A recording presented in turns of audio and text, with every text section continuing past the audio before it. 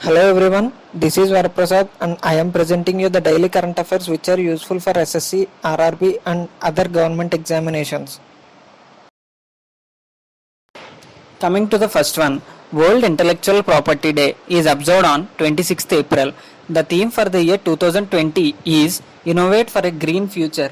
It was established by World Intellectual Property Organization WIPO in the year 2000 to raise awareness of how patents, copyright, trademarks and designs impact on daily life and to celebrate creativity and the contribution made by creators and innovators to development of societies across the world.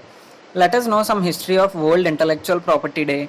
WIPO proclaimed 26th April was chosen as the date for World Intellectual Property Day because it coincides with the date on which the convention establishing the World Intellectual Property Organization entered into force in the year 1970.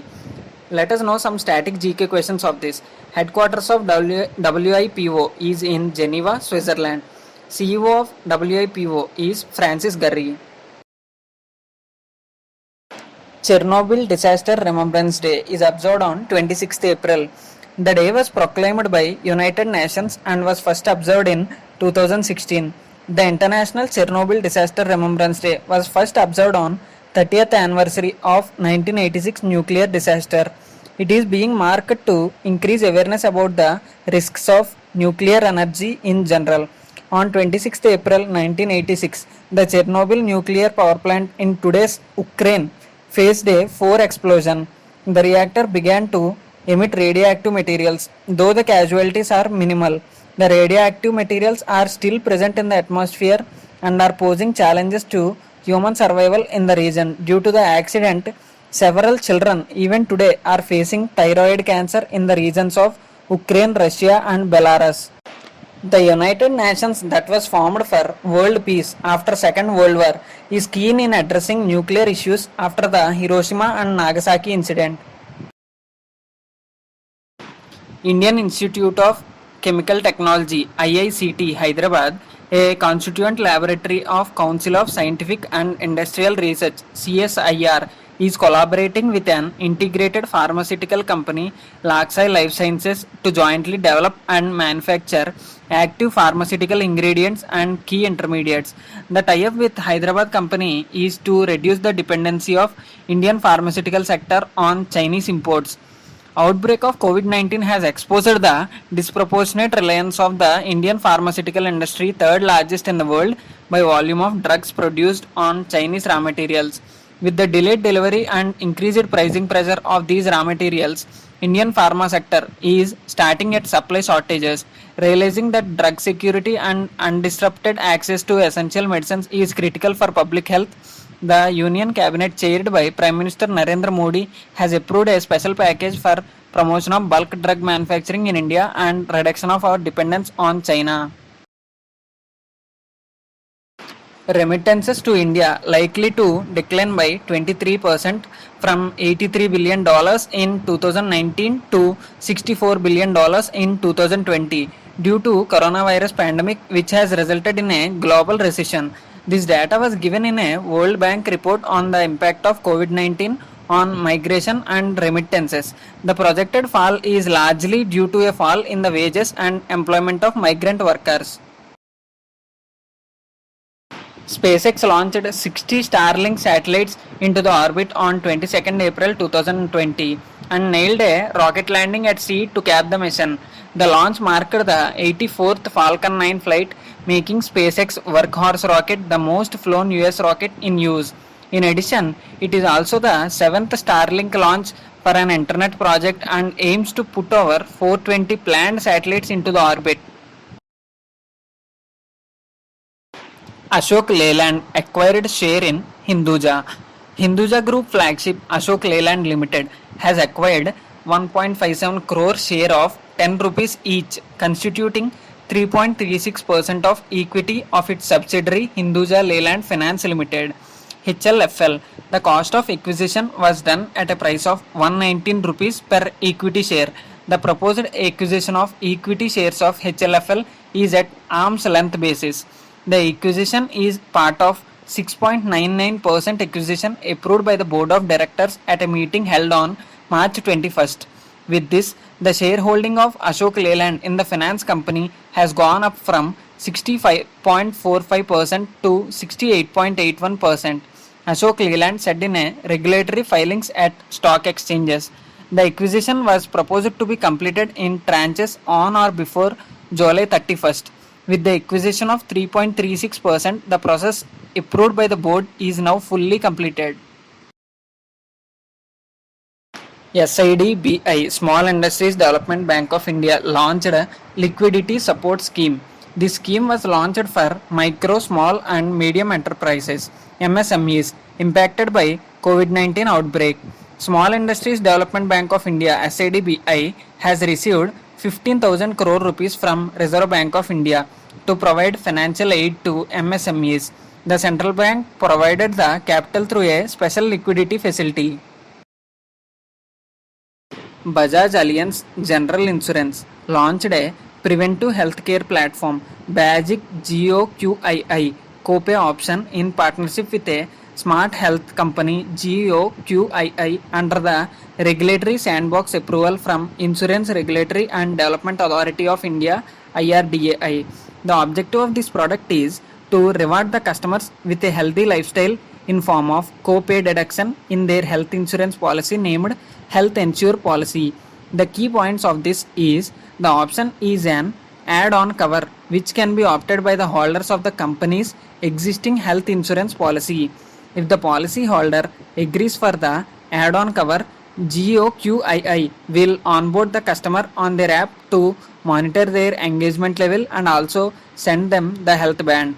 Policy starts with a copay of 50% bronze level on the completion of 60 days, after which the insured can check their engagement level and copay level on GeoQII app itself every 30 days. India attended Pak-hosted SAARC conference, South Asian Association for Regional Cooperation, through video conferencing. This conference is held to promote great regional cooperation to tackle the coronavirus pandemic. Director General of Health Services of India, Rajiv Garg, was represented India in the conference. Rajiv Garg was assisted by experts from All India Institute of Medical Sciences (AIIMS) and Indian Council of Medical Research (ICMR). The meeting comes over a month after India Prime Minister Narendra Modi took the lead to bring SAARC leaders together through a video conference. The virtual conference is the occasion for India to reaffirm its strong commitment towards the sharing of data, expertise and best practices within the joint fight against COVID-19 for the larger regional good. The government has put on hold increase in dearness allowance for its employees because of the strain on its finances due to coronavirus. The Union Cabinet has approved an increase of 4% to DA in March to 21%. The government's tax revenues have plummeted because of COVID-19 lockdown, while expenses have shot up because of support provided to the vulnerable groups. This will impact about 49.26 lakh central government employees and 61.17 lakh pensioners. The government revises dearness allowance twice a year to compensate for the rise in prices. Next revision is now scheduled in July. This is the first coronavirus impact on central government employees. The government has earlier cut salaries of ministers, Prime Minister, President and members of the Parliament by 30%. In addition, their MPLAD's scheme has also been suspended for 2 years to provide more funds to fight the coronavirus pandemic. The total savings on the scheme would be about 8,000 crore rupees. Tata Trusts commenced Pan-India campaign. Tata Trusts on Friday said it has started a national-wide community outreach campaign to induce adoption of health practices as promoted by the government in rural areas to prevent the spread of COVID-19. Beginning from March 31st, the exercise is expected to already have reached about 1.2 crore people across 21 states. The campaign 5 Kadam Corona Mukt Jeevan ranges from video messages in various local languages, short animation videos and infographics to audio messages and SMS based messaging, it added. Tata Trusts said it has made publicly available through social media about 300 such videos and audio messages in different languages. Coal India Limited (CIL) will produce 710 million tons of coal in the current financial years, and the company's coal offtake target will be at the same level. CIL's pithead stock was at 75 million tons as on March 31st. The company closed fiscal 2019 to 20 with coal production of 602.14 million tons against the target of 660 million tons. Coal Minister Pralhad Joshi set these targets for the state-run company while reviewing its performance through video conference on Wednesday. The demand of coal will pick up again after coronavirus lockdown. So I have directed Coal India Limited to keep the production and offtake targets at 710 million tons for the financial year 2020-21, in line with its goal to achieve 1 billion ton coal production by the year 2023-24. Coming to the last one of the session, human trials of vaccine began in UK. The trial began at Kaiser Permanente Washington Health Research Institute in Seattle as the first participant received the investigational vaccine.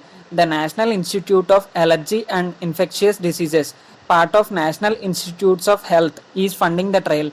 The open label trial will enroll 45 healthy adult volunteers aged 18 to 55 years over approximately 6 weeks. The study participants will receive 2 doses of vaccine via intramuscular injection in the upper arm, approximately 28 days apart.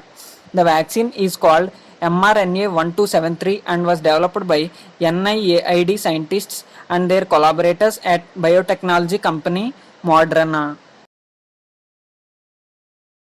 We are providing you the PDF of this entire session in the description box below. People who want to download the PDF can go to the description box and click on that link so that you can download the PDF. Thank you everyone. Please subscribe to our channel for more updates. Please give your valuable suggestions in the comment box.